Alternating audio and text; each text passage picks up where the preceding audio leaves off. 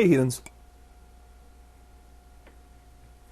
Not too long ago, Pat Robertson said that Haiti had this massive earthquake, which is devastated their land because they made a pact with the devil a long time ago, and so apparently this was God getting them back for that. Well, we all know that Pat Robertson is crazy. Someone that I did not think was crazy was TheRebShlomo, a former Halo winner. But he has started doing several videos about the idea of the wrath of God, and he says that earthquakes and hurricanes and all the rest of it is God exacting his wrath against humanity.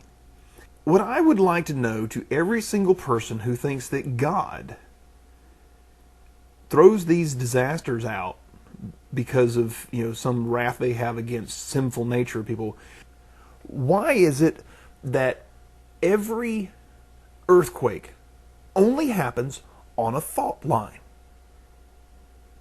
If God is causing these events, shouldn't there be some exceptions? Shouldn't there be suddenly a new fault line to hit that bad area? And why is it that it seems to affect everybody equally? Well, TheRebShlomo actually has an answer for that. He quotes scripture saying that God will punish everyone equally. Even the priest will get it just as bad as the sinners. And that's a nice little convenient verse to use, but it still doesn't answer the question.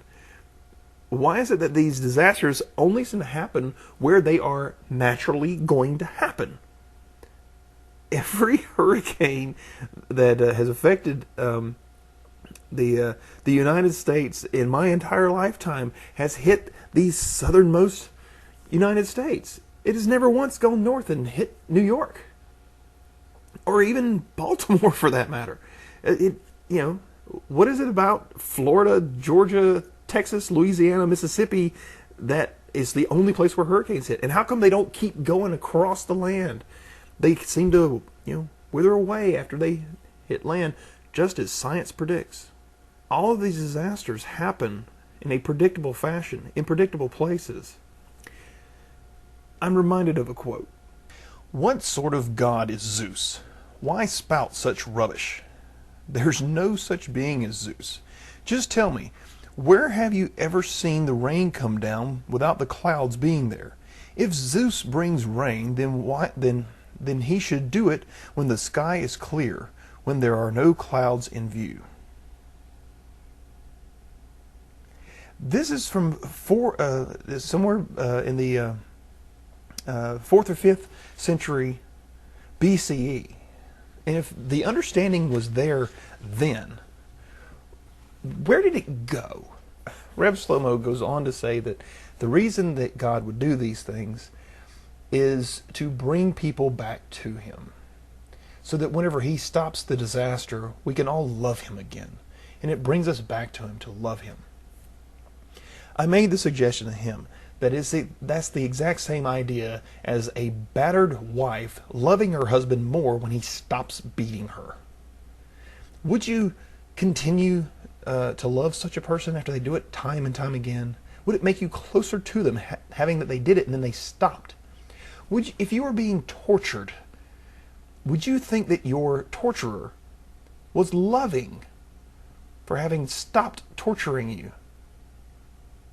Is he loving to remove the bamboo shoots from underneath your fingernails after he had put them there?